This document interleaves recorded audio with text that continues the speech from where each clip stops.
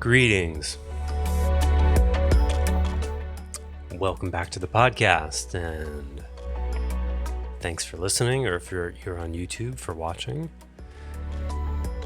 Got a really juicy, interesting blind chart to look at later in the episode, so hang in there for that. As I often say, I don't think I've got a whole lot to say today, but once I get warmed up, I was about to say one never knows, but really what I mean is I don't know. So we'll see. But I do have a really cool chart that is very relevant to ongoing current events in some ways. So stay tuned. We'll unpack that. And it's related to the theme that I wanted to talk about today, which is another angle on the unnecessariness.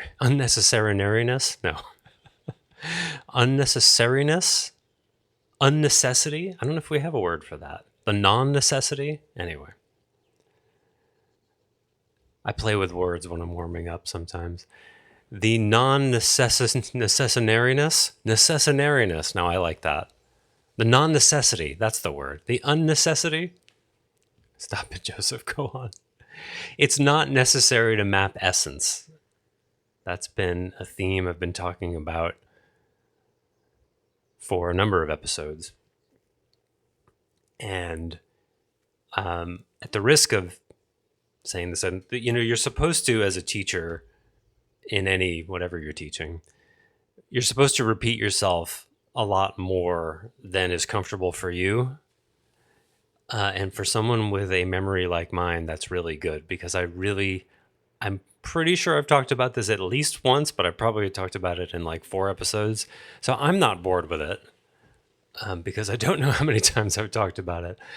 But one of the central tenets of my new direction, which is also one of the central critiques I have of identity, is, as discussed at least once, the mapping of essence.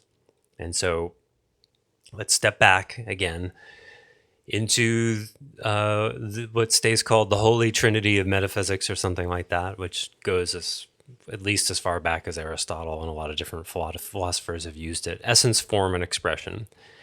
And form was always a murky area for me. Expression's easy. That's what happens. That's, dare I try the word, phenomenological. See, if I think too much about it, I can't say that word. Phenomenology, the realm of phenomenology. Whenever I say phenomenology, I think of phenomenal, yeah, that thing. So, expression is what you see. It's the expression. It's what happens. It's the output. It's the content. Expression is easy. Essence is the nature of reality, whatever aspect of reality we're talking about. The essence of a person, the essence of God, the essence of a situation, you could say, is, what is the root problem here in this business? You could think of that as essential. You can start anywhere and put on the map of essence, form, and expression. Essence is the deepest. Expression is the shallowest. When we're talking about philosophically speaking, generally essence is something that can't be directly experienced in the same way you experience expression, right? So, you can have an encounter with some deep essential aspect of reality, but it's not the same as an encounter as your encounter with a pen, right? Your encounter with a pen, it shows up exactly the same every time. You can get 1 million people, 1 billion people to agree with you that it's a pen, maybe all of the people in the world. You can get huge consensus reality about it. It functions the same way every time. It has the same shape, the same weight, same mass, all of that. Displaces the same amount of water. from an epistemological rigor standpoint, it's extremely reliable compared to an experience of divinity, right? So one of the errors that I see in contemporary spirituality, or really spirituality of any kind, but especially these days, is it used to be that in esoteric traditions, people would not make tight epistemological claims about the nature of the non-dual, certainly, in Zen. That's what all the old Zen stories about the koans. So-and-so is enlightened, the story would go. And then, the one monk asked them what it was like, and they said, miserable, and end of story. Or, what is enlightenment? And the master said, 10 pounds of dung, end of story, right? And so these were Zen stories I read as a teenager with fascination. Zen was one of my first curiosities in terms of models, because I was a big martial arts fan even before I was training martial arts.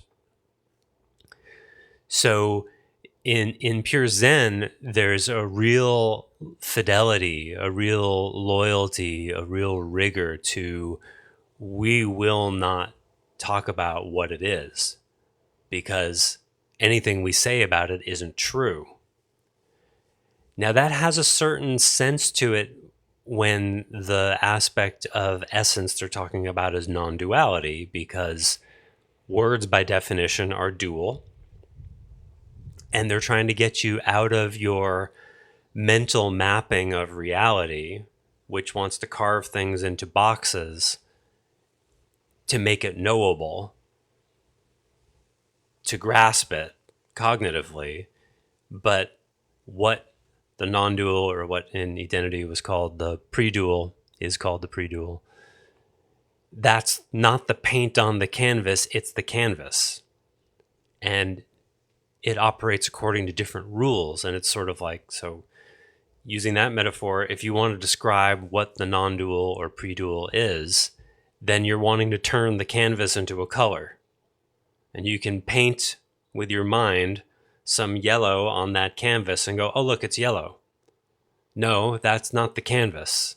That's on the canvas, but that's not the nature of the canvas.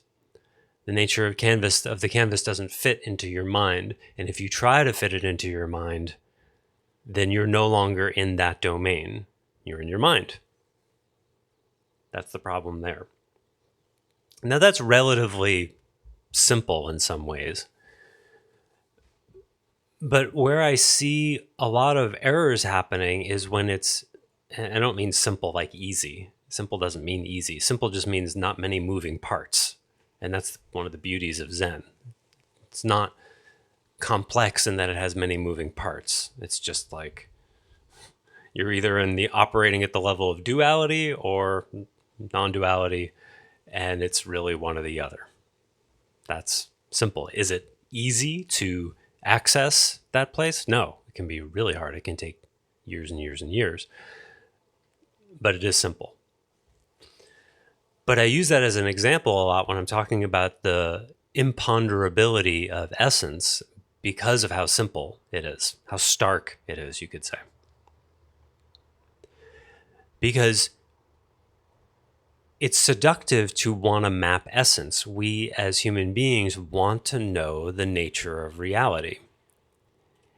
And when I talk with people, especially current or former Edenists, about my new direction, one of the themes that I notice is I notice this grasping, or it's too strong a word. It can be grasping, but it's more than just a mere curiosity. Because one of the seductions of a paradigm like identity is that it so thoroughly maps essence in a coherent, in most ways, compelling way. And it's an extremely sophisticated and coherent model that satisfies the seeker's curiosity, who wants to know what is the nature of reality and how should I live in it? Who am I? What am I?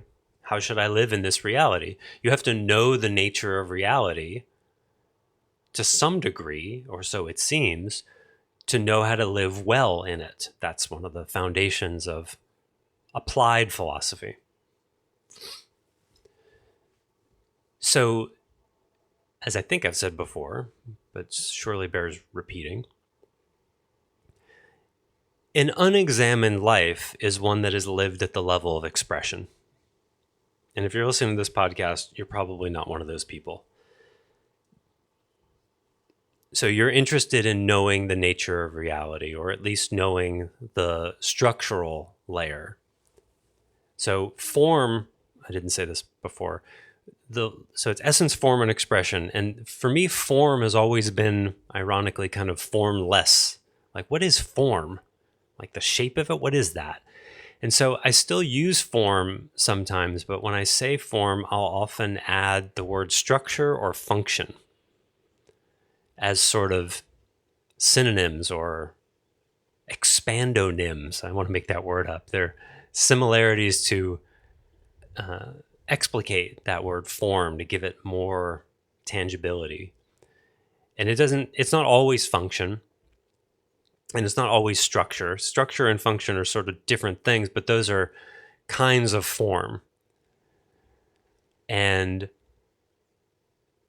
they're not the nature of reality. They're what it does.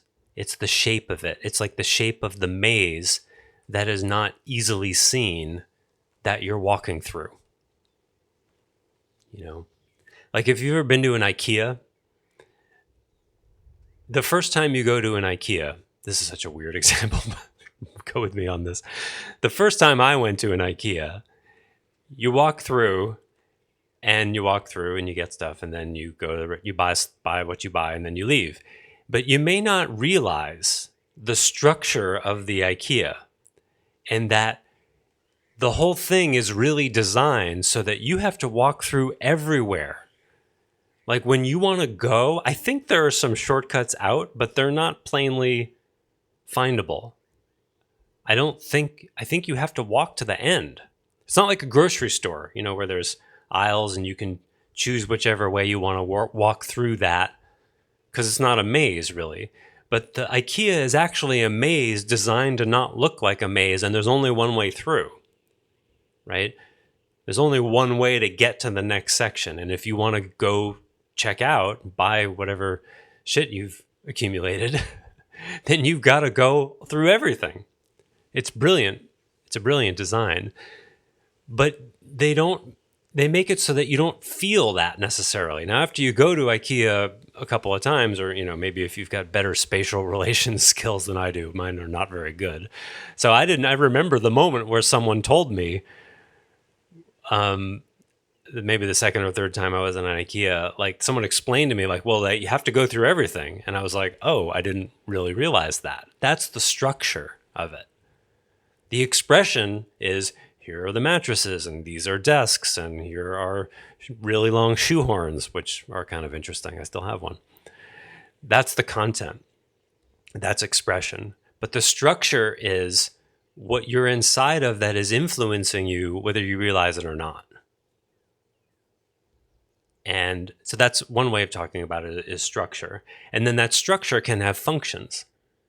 It can cause things to happen that are upstream of content expression. Like I may have given the example before, in the domain of public policy, they have a structural intervention that they do in public school lunch lines, where the desserts and the fried things are at the end of the line. You run into the healthier food first, and the unhealthy food is past that. That's a structure, that's form. And that has a function. And the function is, it encourages you to, because you presumably when you get into the lunch line, you're hungry. And when you're hungry, the first kinds of food you look at, you're likely to choose, right? Because you're hungry. Same reason, when you go to the grocery store, hungry, you buy too much food very often. So that's a structural thing. So now essence. So essence is like, well, what is all of this really made of? And one of the things that's really interesting to think about when we think about essence on a physical level is the amount of space in an atom. You may have heard this before. It's something like if the nucleus was the size of a baseball, then the electron would be like 5 kilometers away. And everything else in that atom is space. Now, I think that's an amazing, it's not just a metaphor. I mean, that's actually what appears to be so. We interact with matter all the time. We ourselves are matter, at least on some level. And yet, when you zoom in and go, well, what is this? The extremely unsatisfying answer is, at least at the level of 5 senses and in the domain of chemistry and physics, the answer is mostly nothing, mostly space. So to me, there's something really powerful about that, especially because of how dissatisfying it is. Now, certainly that space is not just nothing. I said nothing just a moment ago, but we could borrow from the Zen definition of nothing. We don't mean nothing as in nothing. We mean it's not a thing. You can observe the nucleus and you can do things with it.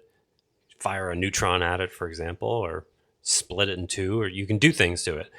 The electron layers, you can do stuff there. Take away electrons, add electrons, give it a charge. You can do that. But the nothing in between, you can't do anything with that because it's not a thing. Does that mean it's unimportant? Surely not. I mean, I don't know. Probably. I mean, think about the space between the baseball nucleus and the first electron layer. What do they call that? The valence or something? 5 kilometers. It's not nothing. Because somehow that's what matter is. It's made of somethings and nothings. And if there were no nothings, well, then it would be different, wouldn't it? Just like, in your house, you have walls, and then you have the space between the walls. Well, the space between the walls isn't something, but it's what allows you to walk into the room, right? If that space wasn't there and it was all just walls, then nothing could happen in the rooms. You wouldn't be able to go in your house if there was no space in it. So even though the space is not a thing, it's very important. So then the question would be like, well, what is the space doing inside an atom? I don't know, but probably something. You see? But then in spirituality, what it looks like to me is that's not satisfying for people. So they want to know what the nature of that space is, or what the nature of that which is just beyond the experience, that which is not experienceable like a pen. People want to know what is, strictly speaking, not knowable. Now, you could argue that it's encounterable, and that's what a spiritual experience is. If you define spirit as something that is beyond the 5 senses, which is a good definition, a working definition, because I can experience this pen with my 5 senses. I can look at it, touch it, taste it, whatever, right? I don't need to have a spiritual experience of this pen to experience it. That is not the case with other aspects of what seems to be reality. It doesn't seem that you can experience God, divinity, the non-dual. There are different aspects that have different words. You cannot experience those things with the 5 senses. So we have a different category. We call them, those are spiritual things. Those are beyond the 5 senses. Metaphysical, paranormal. There are different words for it. But the error is, I think, is while it's certainly interesting, is if you start relating to those experiences as somehow conclusive. Like people will say, well, the essence of God is love. Well, how do you know that? Well, I did a bunch of meditation and contemplation, and I had this powerful experience, maybe a series of powerful experiences, maybe a series of powerful experiences that somehow irrevocably changed me, i.e., God realization. And now I have an ongoing experience that God is love. Not just one, not just three experiences, but I have an ongoing experience of that. That is not epistemologically identical to the ongoing experience that this is a pen. It's not falsifiable. It doesn't pass potential projections. You can't get a lot of consensus about it. And just because you get, I don't know, you can get a few thousand people maybe together who had that kind of experience and would agree that there's this powerful love presence that you can experience, which I would agree with and have experienced and can experience. That's fine. But then to make an inferential, structural, essential leap to, and that is the nature of God and that is the essence of everything. That's where I have two questions. Is that necessary? And what are the potential dangers of that when you do that? Is it necessary to infer in a structural way the essence of reality, the essence of God? Is it necessary to go from I had this experience or I have this ongoing experience in a way that changed me seemingly permanently? And then the next step and then that is the nature of essence. That is the nature of reality. Can you have that God realization on the sainthood side or that enlightenment, that satori on the sagehood side? Can you do that without asserting a position about the nature of reality? Well, I think obviously you can. Reminds me of a joke I heard once. Somebody said, it's scientifically proven that you can be a vegan without telling anybody. Thought that was funny. Because it's the same kind of thing, for a while, especially when veganism was just getting popular in the 90s, I guess. It was like you knew who vegans were because you couldn't go 10 minutes talking to them without them letting you know. Same with like people who went to Harvard. It's like, how do you know? That's another one of the jokes. How do you know if someone's vegan? And you go, how? They'll tell you. Or same with Harvard. How do you know if someone went to Harvard? Well, they'll tell you. Is it possible to have the experience, even the abiding awakening, without turning it into some asserted knowledge about essence? I think it's easy to argue that you can. They don't have to go together. You can be irrevocably changed by a spiritual awakening without making a conclusion about the nature of essence. That's what I'm wanting to disambiguate. And there are a lot of spiritual teachers who do just that. There are a lot who don't. So the particular application that all of this is an introduction to, that I want to talk about today, is the assignation of motive. I was thinking last couple of days, it just hit me. I was thinking about the concept in identity of the truth and service. So I'll remind you, truth and service in identity is it's a variation or an alternate naming and different application of a very old idea in philosophy called a category error. So truth and service is when you take something that is true in one domain and or in one time and misapply it to a different domain when it doesn't apply.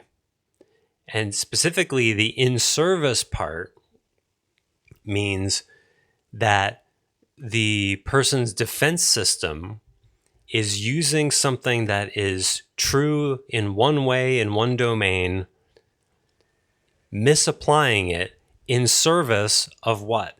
In service of defense, in service of an emotional defense, almost always in service of not feeling something. That's what emotional defenses do. So, baked into the term truth and service is the assumption that we are emotional beings first. One of identity's core assumptions, which I no longer agree with. The idea that we are structurally emotional beings first is an assertion of essence. And identity also asserts that the nature of reality, at essence, the nature of God is love. Love is an emotion. And that's how and why we are at root emotional beings at essence. That's identity's essential map. And so this is why one of the distortions you see in people who follow the identity path for long enough, and I'm including myself in this because I definitely did this, and I'm still learning to undo it, is the assignation of motive. Because if you practice exploring your own inner emotional motives, you will just automatically get better at being able to see, or so you think, other people's emotional motives. And what's tricky about that is it's sort of like intuition, because you can gain information that can be compelling about why someone might do what they do. You can have a lot of data points that suggest a certain psychological, psycho-emotional motive, or you might just get one or two data points about that. But the danger is the assignation of motive, whether you're talking about a mate of yours or a friend of yours or the president or whatever, when you start thinking in terms of and navigating reality through the lens of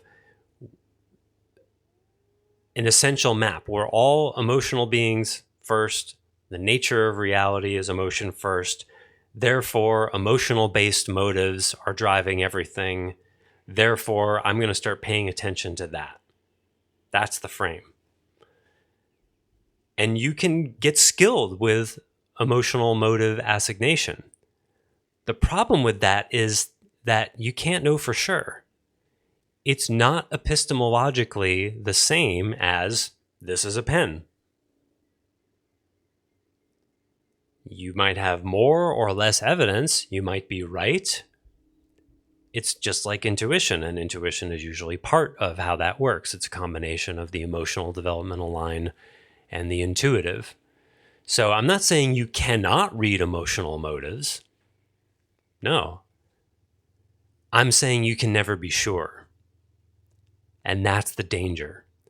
Because if you have the assumption that we're emotional beings at root and the essence of life is emotion, then it can be compelling and seductive to start thinking that you have the ability to conclusively read out emotional motives. And that's what goes on when you start to get good at that skill. You start seeing things in terms of, that's a truth in service, that's a truth in service, that's a truth in service. I know what's going on in them. And this is the second point. The first point is about mapping essence. Is it necessary? I already demonstrated, I think, that it's not. You can have profound spiritual awakenings and mature quite deeply without operating with a map and a conclusive picture of what the nature of reality is. Have I proved that unequivocally? No. But I think you can make a pretty good case for that. It isn't necessary. And the second point is, okay, well, if it isn't necessary, is there any harm in operating with a model anyway? I'm saying there is. Because if you think that you can feel your way through reality in that high a resolution, and that someone who is, quote, living emotion first can start experiencing other people's emotions in the same resolution as this is a pen and it's a black pen, and I can see that, what it leads to is arrogance. What it leads to is the shallower waters of absolute truth. It leads to, I see this and I feel it, therefore it must be true. And you don't have to believe this. You can experience that, because people who've been in identity for a long time, this is what they do. And I was one of them. And I'm currently working a fair amount to undo that, to return to, well, here's my preliminary sense about why they may be doing that. And that could be true, but I don't know. That's a different place than the assignation of motive. The assignation of motive is not perception. That's one core way of talking about it. Assigning motive is not perception. And that's the danger, because in identity, emotional motives is purveyed as a kind of, it is a mode of perception, as if you can do that. What assigning motive is inference under uncertainty that gets treated as fact. It doesn't have to. So let me be clear. I'm not saying that consideration of people's motives, or even attempting to read those motives, I'm not saying that's a bad idea. I'm not saying you shouldn't do it. I'm saying you should realize that you can never really be sure. And you have to hold that with an open hand.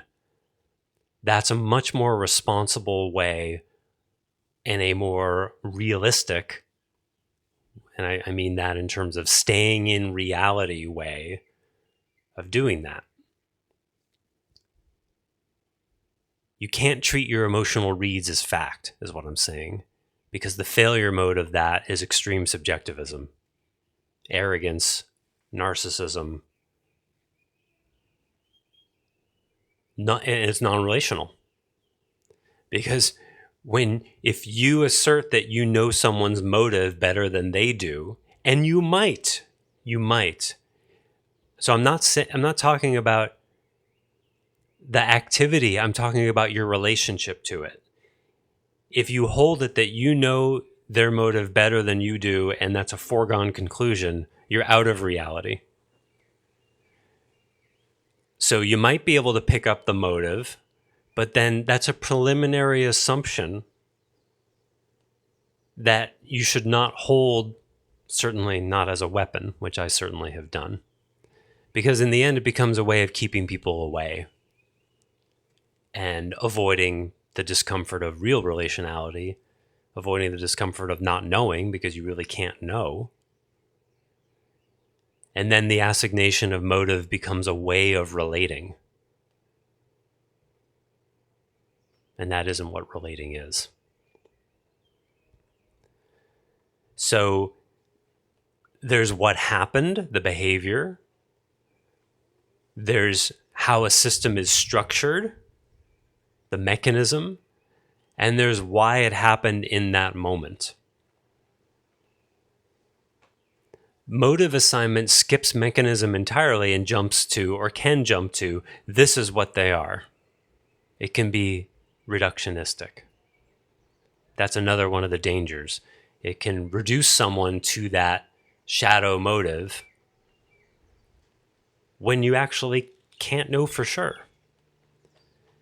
And the seduction is false certainty.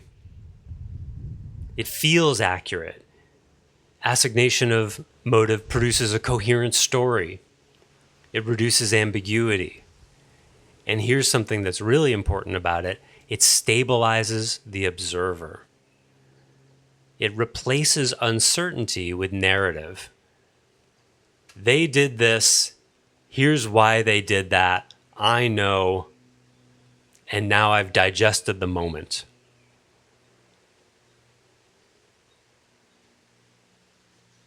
It's a self-stabilizer.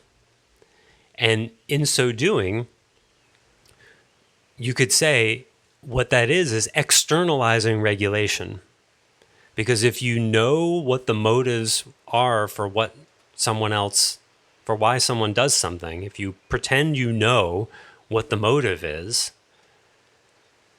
then your reality is safe. There's no surprises. There's no ambiguity. And, going all the way back to, or I don't know, maybe it's not going all the way back to, maybe it's happening right now, the predictable response to the Yin as Essence manuscript that I released 3 months ago, the most common response was, well, this is Joseph's emotional issues. Assignation of motive, right? So I produced an over 200-page, philosophically rigorous, empirically based, metaphysical argument, similar to what I've been talking about today, about what are the potential problems, structural problems with the paradigm, and the results its structure produces. No one to date has engaged actually with the argument in any rigorous, significant way to respond to the points that I make and counter them with a similar structural argument. That has not happened. I would love it if that happened. But what has happened is the assignation of motive. Well, Joseph must have had some kind of personal falling out with Stace.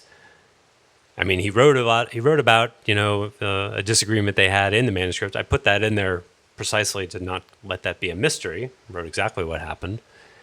So you might read that and go, well, there was a personal disagreement. And so the entire manuscript, the entire Yin as Essence argument is just and here are the just there. Well, that's the dismissal of the structural domain and pulling it back into the emotional. He's just triggered, and this is just an expression of that trigger. It's his defense system. So then what happens? What's the result of that? Well, if someone does that, now they don't have to engage with the argument. The argument is irrelevant. In fact, in identity, even reading the whole argument, identity would argue is enabling my defense system. See how clever that is? It would be. That's what identity would say. To even read it would be energetically supporting my defense system. Respond to it? Actually respond to the argument? Well, that would be enabling too. Because it's not really about that argument, you see. It's about the trigger. The pull back into the emotional realm, because there's an a priori assumption that we're emotional beings first. So if there's a strong argument against the system, well, it must be because you're triggered. You see that closed loop? So there's no point in actually engaging in the argument that is based on 16 years of active facilitation and more experience in the paradigm than almost anyone else. You don't have to engage with that. You can dismiss it as a truth and service, assign motive, and stabilize the person who is engaging with it and the whole system, you see? Because if someone listening to this is in active EBE facilitation, for example, and then one day they hear, oh, well, this guy Joseph was seriously involved in the paradigm, and he wrote this 200 plus page deconstruction of the paradigm. Well, now you have a stability problem. That threatens your value system, depending on how invested in identity you are. That's a destabilization. I know that. I don't enjoy destabilizing people, but this is just how it goes. When you see a flaw that isn't, by the way, identity is a destabilizing system anyway, by the way, right? Remember that? It's deconstructive work. So this is just a different kind of deconstruction. It's deconstruction applied to identity itself, not on its terms, of course. But it's destabilizing to criticize a paradigm that people are currently inside of. Of course, I know that. And I'm sorry in a way for the disturbance, but I care more about truth than stability. Do you? Because if someone dismisses my critique as some kind of trigger response and doesn't take the time to actually examine the structural argument, then they're just stabilizing themselves. You see? That's not caring more about truth than stability. That's putting stability first, which, by the way, identity would say is only what a defense system would do. That the quote-unquote authentic self in identity doesn't seek stability. They seek truth. They seek reality. So you see the paradox there? Because the paradox is anything in the neighborhood of absolute certainty of assigning motive is stabilizing in a way that goes against what the paradigm teaches. Why do you need to have absolute certainty about the nature of their motive? What's that doing for you? You can have an observation or a preliminary model, but how do you know? You see, you can't really know. And that's the trouble when you map essence. And I'm not just picking on identity. I would say this about any paradigm that claims to know the nature of essence, claims that it's knowable, and wants you to operate with that map. It takes you out of reality, and your own defense system will start using it to stabilize, which is the very opposite of what an esoteric deconstructive paradigm is supposed to do. And then you end up with a dynamic which will systematically replicate inside a community, where you have a community of people who put the persistence of the community ahead of the truth, even inside a community that ostensibly is dedicated to truth. The continuity of the system becomes more important. Now, this is easy to observe in a religion, right? This is why the Catholic Church has treated the child molestation cases the way they have, because to really look at how it might be a systemic problem or might be related to how the Catholic Church relates to sex, that's too destabilizing. They can't look at that. That would threaten the paradigm. So they relate to it in a way that is sort of about mitigating the impact without actually having to look at anything. Well, I would argue that identity has done the same thing with my critique, just in a more smaller scale, obviously, and in a subtler way. So it's been over 3 months now since I released that. And I guess I'm still moved to talk about it sometimes as a way of making a point, but this is not about identity. This is about mapping essence. And wherever your psychospiritual pursuits may take you, this applies. And it's, as I've said before, I think there are two dangers. The one danger in essence, form, and expression is to stay at expression, and so to live an unexamined life and say, like, well, I'd rather not look too deep. That's where most people live. But then for the seeker types who want to know truth, they sense something is deeper and they want to get to the bottom of things, looking at mechanisms, functions, structures at the level of form, good. Encountering essence, sure, I'm into that. But be careful not to stray into mapping it. That will mess you up. Because then you'll think you know things that you actually don't. And that's a tricky thing, to be able to have real experiences, to use Adyashanti's terms, non-abiding awakenings in whatever frequency of reality, and then to actually have an abiding awakening where you're forever changed and continue to change through exposure to whatever it is that you've been exposed to. The temptation is great to want to know, well, what the hell happened? What is happening? What does this mean about the nature of reality? We want to fill that in. And that's the danger. You don't need to. And if you do, it creates more trouble than it's worth.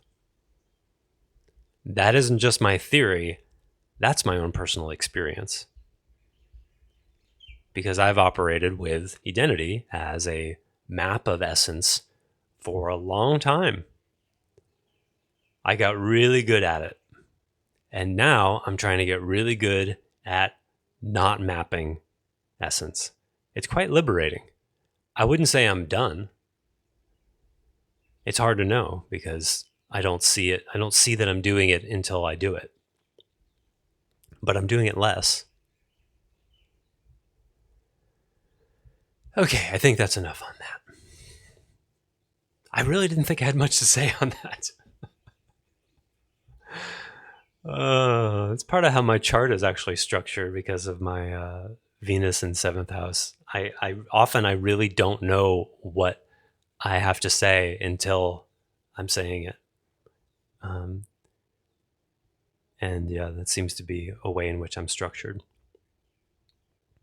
Okay, so let's look at today's structure before story, the blind chart. So, like I said, this is going to be a juicy one.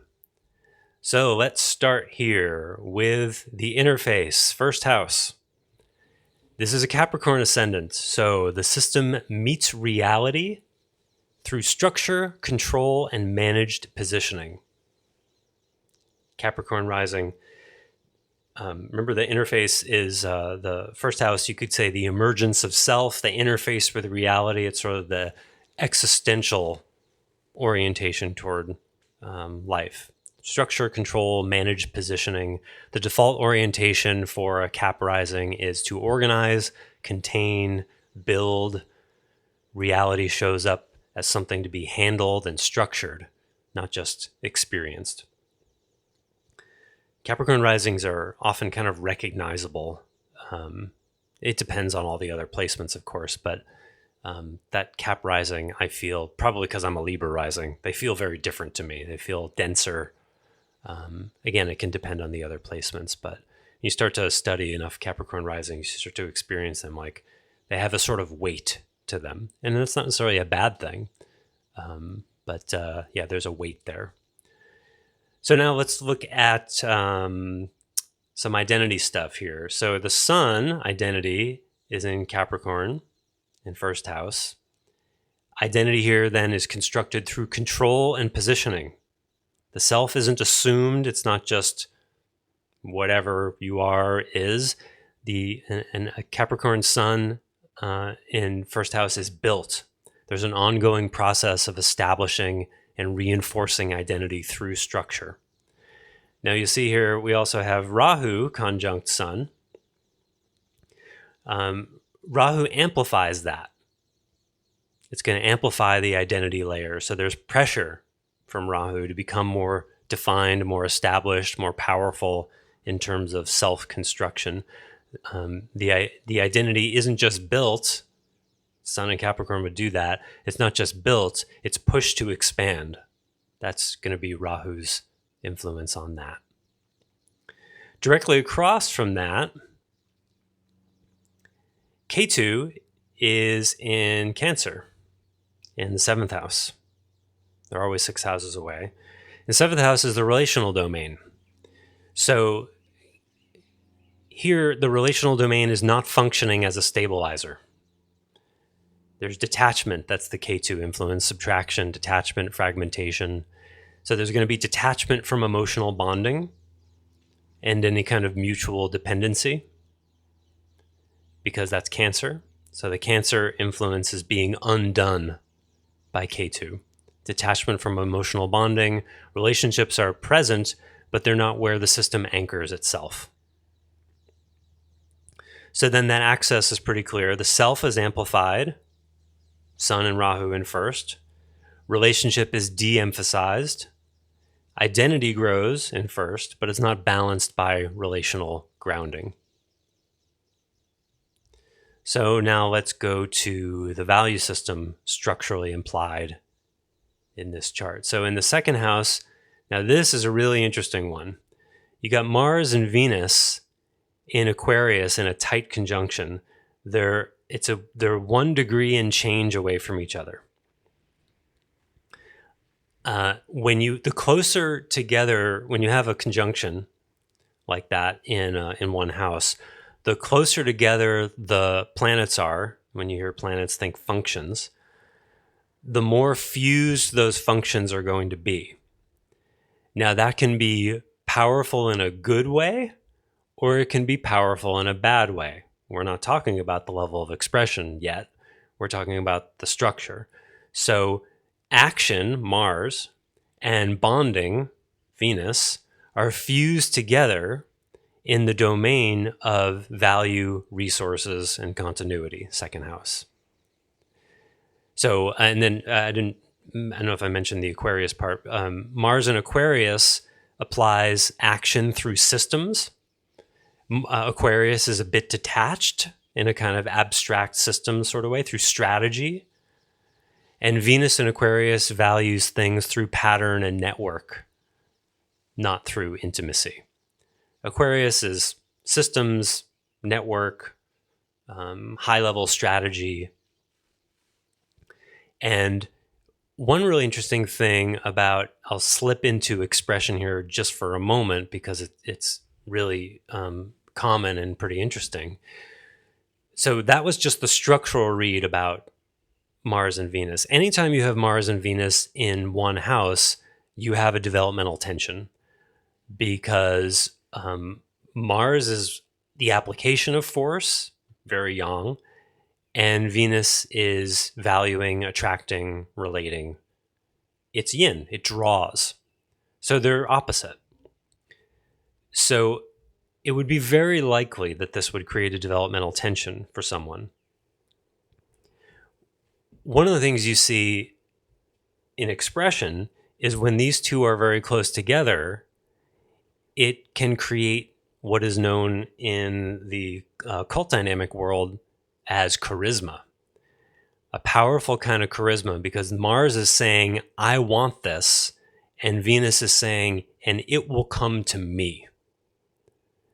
So the combination of these two in tight conjunction can create certainly the ability to manipulate, the capacity to manipulate.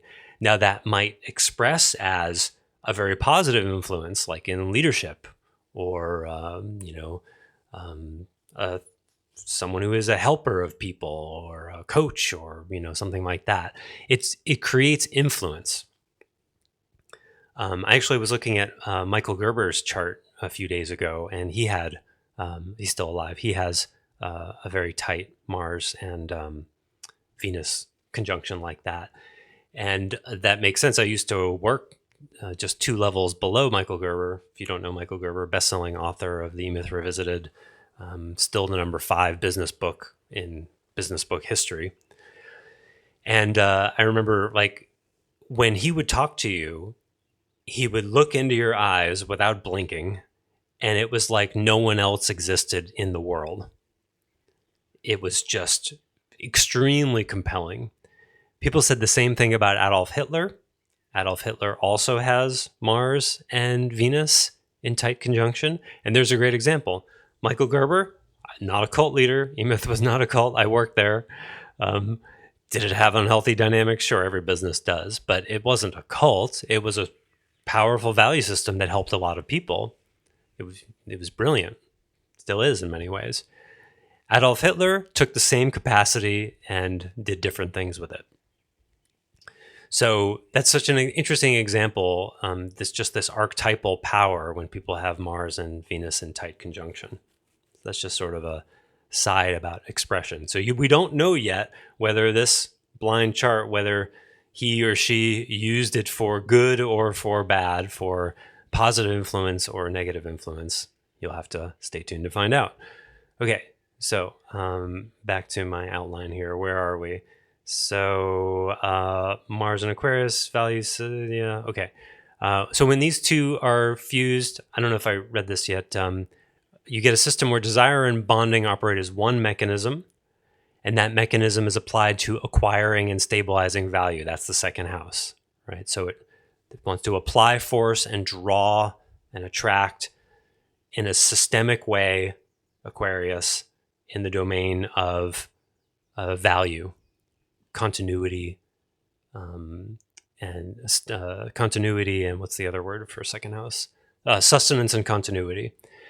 Those are the existential or structural terms for the second house. Now that can, downstream of that can be food, can be money, could be sex. Those are all downstream sustenance, continuity things. What does one need for sustenance?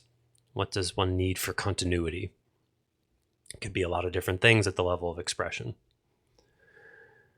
Okay, and could be speaking too. Speech is in the second house because it's related to continuity. When you're talking, it's like, I'm here, I'm here, I'm here, I'm here. This is my opinion. That's a second house thing, speech. Okay, let's look at regulation and processing. We're about halfway through here. So the moon is in Pisces in the third house. Emotional regulation, moon, happens through Pisces, imagination, narrative, diffusion, dissolution of boundaries. It's not grounded. The moon in Pisces does not stabilize the system in a concrete way.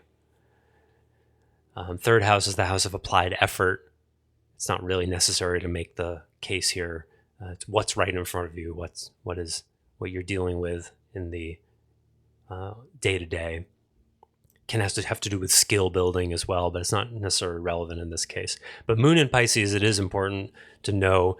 People with moon in Pisces definitely tend to have boundary problems, boundary challenges. That is a developmental tension because the moon is emotional regulation and stabilization. That's a I'm over here, you're over there function, right? So Pisces dissolves boundaries more than any other sign. So if you're trying to stabilize yourself and Pisces is trying to dissolve boundaries, that is going to be a developmental tension. Venus is exalted in Pisces because love and relating requires some dissolving of boundaries. So Venus likes that, but moon in Pisces is inevitably going to be at least somewhat problematic. And then where do we go next? Mercury. We'll skip Jupiter for now. I'll come back to it. Mercury is in Sagittarius in the 12th house, late in the sign at 28 degrees. So cognition, Mercury, is abstract, Sagittarius, belief-oriented, and somewhat removed from direct reality. That's 12th house, the house of dissolution. So thinking happens at a distance, 12th house, without tight real-time feedback. That's the structural layer of it. when you see Mercury in 12th house, one of the failure modes at the level of expression can be blind spots. I mean, 12th house can create blind spots with whatever function is there. So I would predict, unless the person is perfectly healthy, which who is, this person's going to have mental blind spots, quite likely. Mercury in 12th house can also turn into secrecy, withholding of certain thoughts,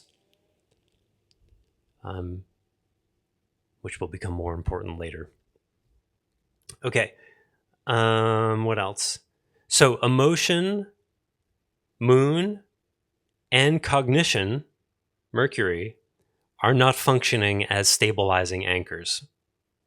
Moon in Pisces and Mercury in 12, those are destabilized.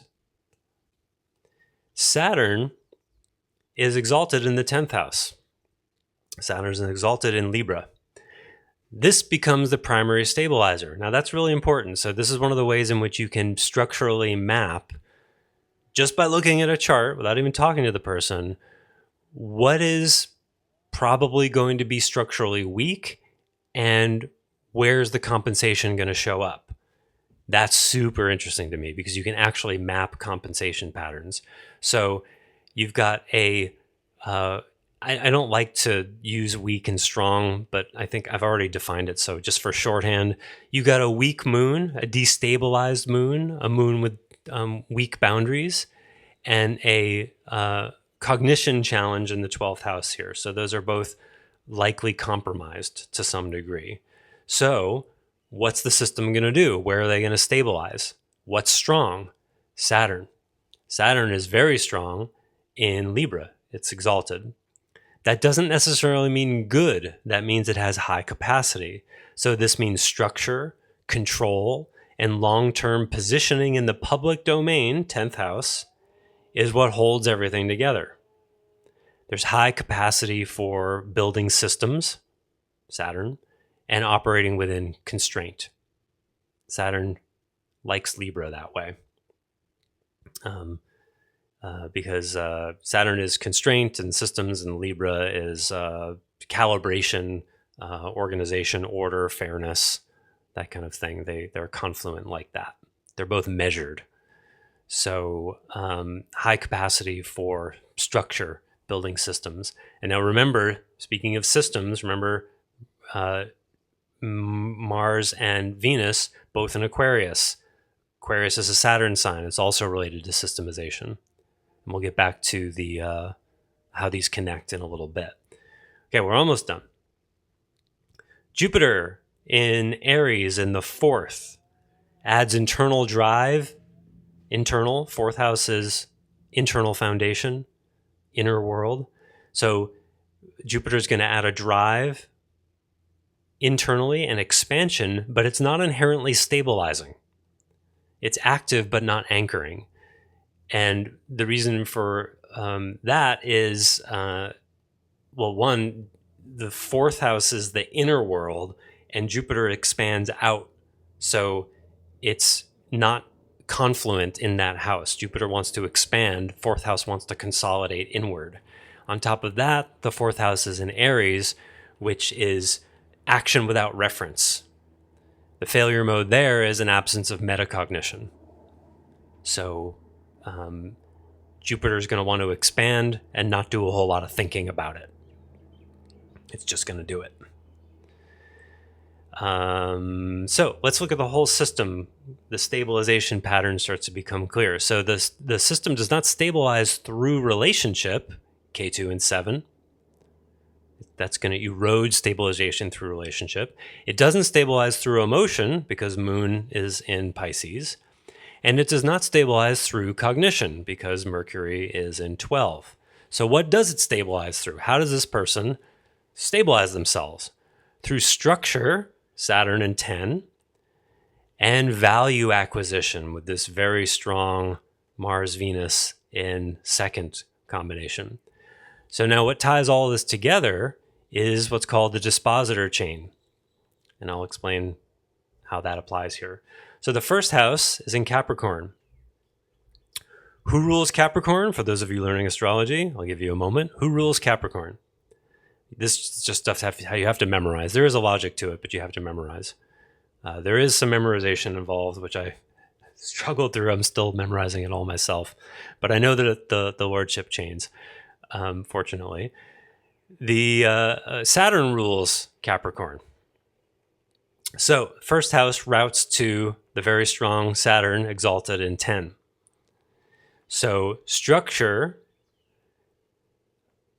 feeds into, identity in first feeds into structure in 10th in an authoritative way.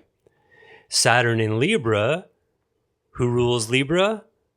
Venus rules Libra here in the second, very strong house where these Mars, Venus are basically fused as one function, only 1 degree away. So the structure of Saturn feeds into the value acquisition in second house. And then who rules Aquarius? Who rules the second house? Saturn does. It routes back to 10. And you'll see this a lot when it goes a few layers deep. So the dispositor chain goes from 1 to 10 to 2 back to 10. And that closes the loop. Self-construction feeds structure. Structure feeds value. Value feeds back into structure. Saturn anchors the whole system. This is what they call a Saturnarian chart. It's not just Saturn ruled because Saturn rules Capricorn. So it's by definition a Saturn ruled chart.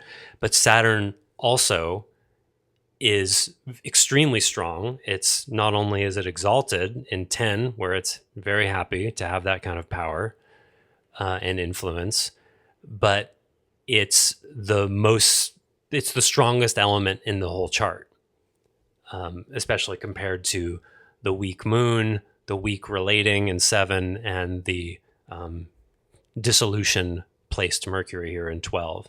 So that creates Saturn as just the only guy on the podium here. I mean, besides the identity in first house, Sun and Rahu is strong. So basically the strongest elements of this chart are 1, where the identity is Sun and Rahu. Then you've got this very powerful Mars-Venus conjunction, and then the 10th house Saturn. That's the strengths that this chart leads with. So if this is starting to give you a bit of a creepy feeling, you're following this very well. Now, it doesn't mean that this person is a bad guy, but this is something that's really interesting that I've been reflecting a lot, because sometimes you look at a chart and you just, provided you know a little bit about how to read them, you just look at it and get a creepy feeling. That's not in the chart. There's no such thing as an evil chart or a bad chart. But what there is such a thing as is people who are not doing their own internal work and taking responsibility for their shadow. And that's most people. So the creepy feeling you get that I would offer is when you see what I would call a developmentally challenging chart. And that's what this is. You've got some key pieces that are in not strong positions. And Saturn is in a very strong position to try to take up the slack of thinking, emotional regulation, and relating, which are all way weaker.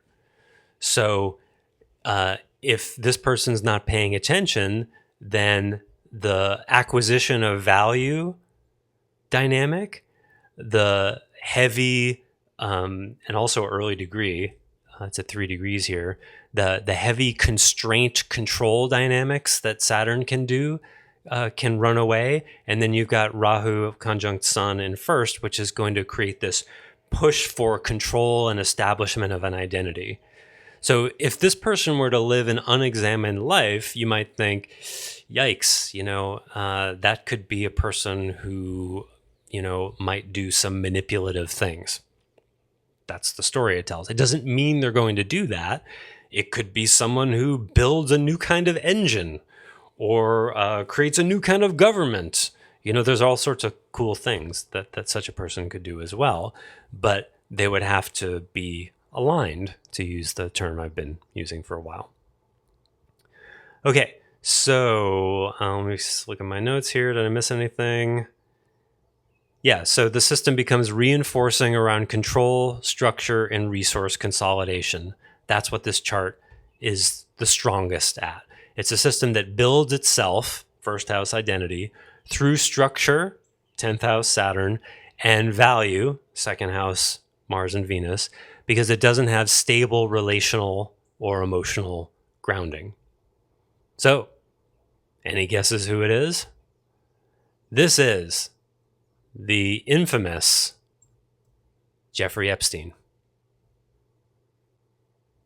Fascinating, isn't it? And notice the Mars and Venus are in acquisition mode, forceful, hungry, desirous acquisition mode in the second house of continuity, sustenance. This is saying, I need to draw, I need to acquire food for myself, and in a networking, systematized way. Well, that's what he did, right? He created a network. And it was deeply controlled and went on a long time without anybody noticing. Well, some people, I guess, noticed, but it didn't come out for a really long time. Capricorn rising tend to be very good at keeping secrets because they're gifted with control. They orient toward structure. And if you want to keep something a secret, you need systems and structure to do that. Interestingly, when I went to do this chart, this is not an official birth time, by the way. It's not a highly rated. Well, first of all, it's not this 7 a.m. here is not the official birth time. The stated birth time for Jeffrey Epstein is 6:15 a.m. But when I cast that chart, I believe it had him as a Scorpio rising, and it didn't work that well to me. And so a lot of times when you go, if the birth time is not official, AA rated, then you'll see some different birth times. And I try to avoid using unofficial birth times, but I really wanted to do Jeffrey Epstein's. I was just curious. So what I did is what's called rectification. And I played around with it a little bit. And most of the charts you'll see online for celebrities, famous people, whatever, they'll be Western charts. And when I turned this into a Vedic chart at 6:15 a.m., it wasn't that compelling. So I started looking, an hour later, an hour before, started playing around with it and started to think in terms of, what's the kind of chart that would be really good at secrecy? Because that's such a dominant thing. Acquisition of wealth and acquisition of, basically sex slaves in his case, well represented by Mars and Venus in second in that Aquarius, creating a network, creating systems. And the Capricorn rising just made sense. And then the sun makes sense, identified with structure and systems, identified with building stuff.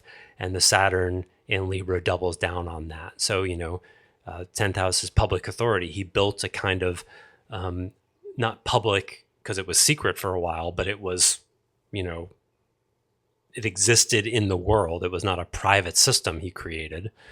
He created a system, a structure to be fed, to have his desires fed, because he wasn't getting, he didn't have the emotional stabilization.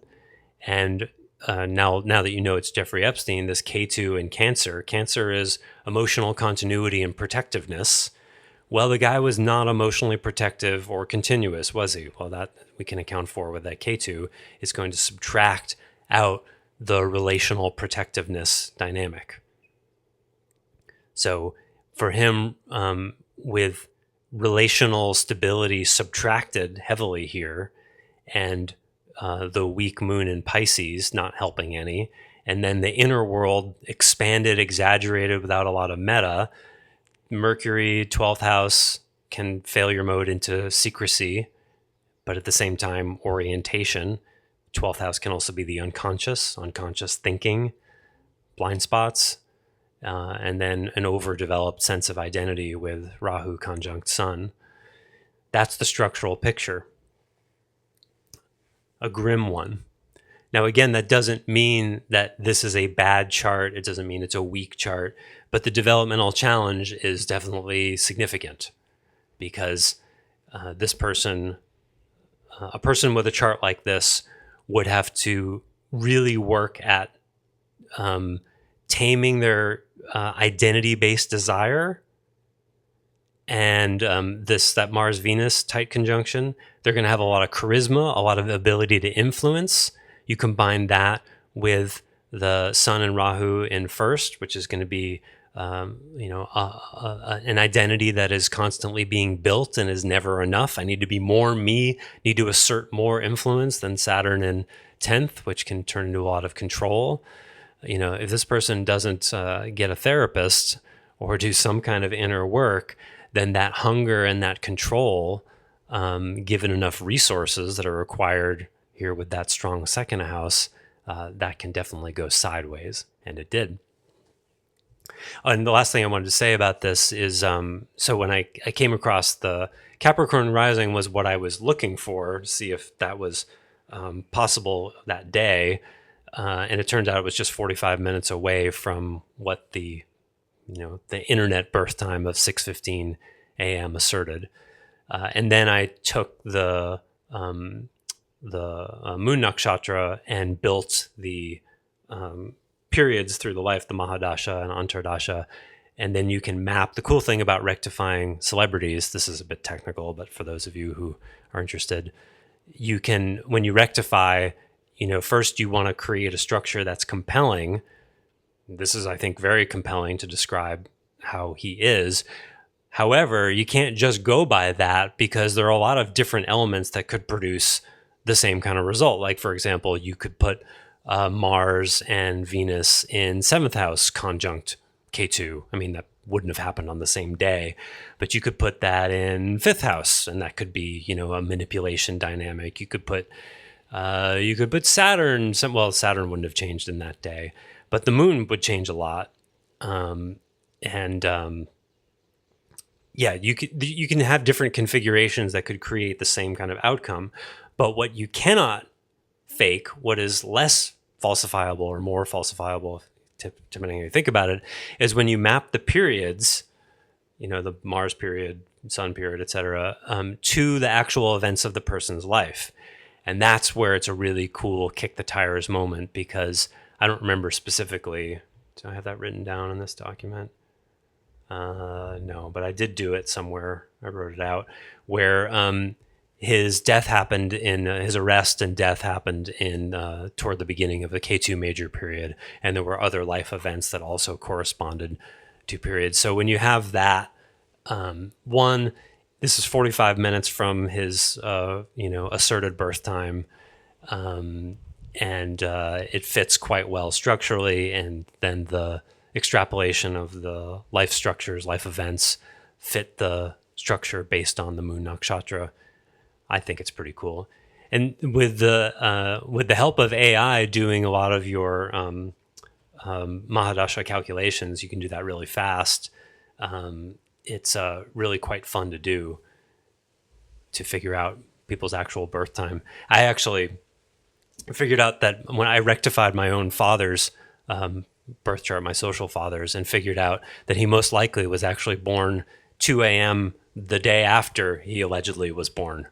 Which is not an uncommon thing in that generation. Anytime before 1950, birth times were a lot of times written down when someone got around to writing it down. So it's an interesting thing that you can do. Because if my social father, he had to be in Aquarius rising. Nothing else made sense.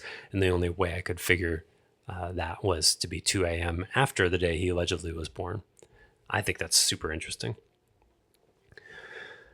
Okay, so I had some tie-in when I originally put in Jeffrey Epstein's chart related to my topic today, and at the moment, what was the tie? I can't really remember what it was. Well, it certainly was interesting, and it is a current event thing. I think maybe what you could say about it is, what I was thinking is sort of like, well, why did Jeffrey Epstein do what he did?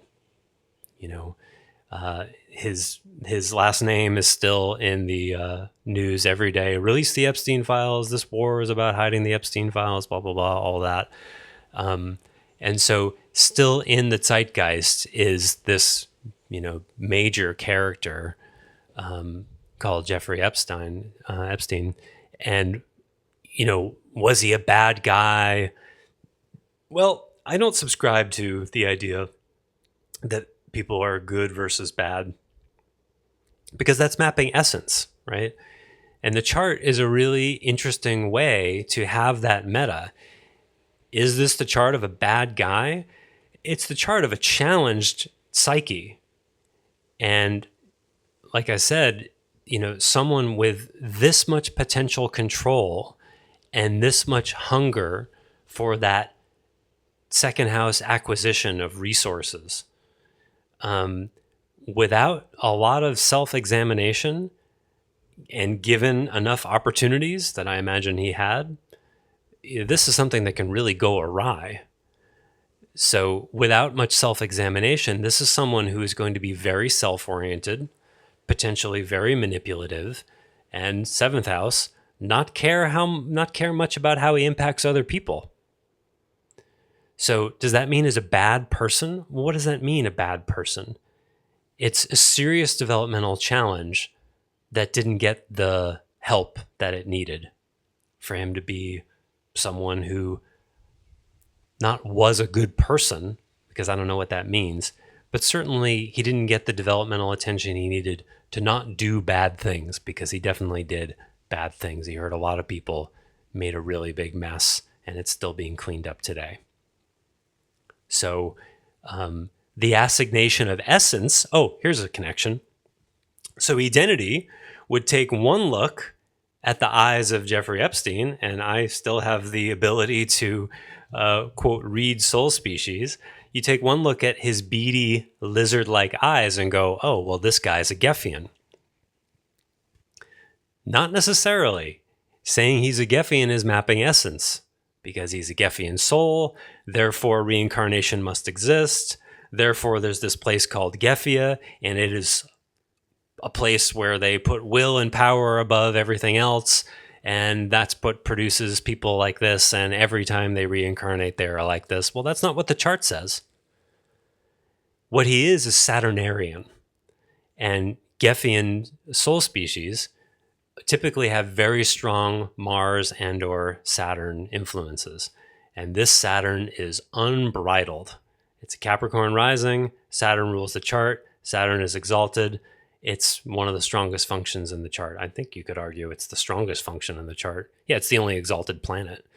So it's the strongest function in the chart here, with weak relationality, weak internal regulation, a hunger for resources that can never be enough, and another never be enough at the level of self. Rahu is insatiable desire at the level of identity, at the level of existential orientation to life. And so that Saturn comes through the shadow side, unbridled, exalted Saturn, can never get enough control. So there's a great example of you don't need to map essence when you can sufficiently map structure. You see? The structure tells the story. You don't have to go to essence. If you go to essence, then you have to make up a mythology like soul species. Then there's, well, okay, it's not good versus evil, but it's love versus will. But that kind of means there's people who are aligned and there's other people who are not.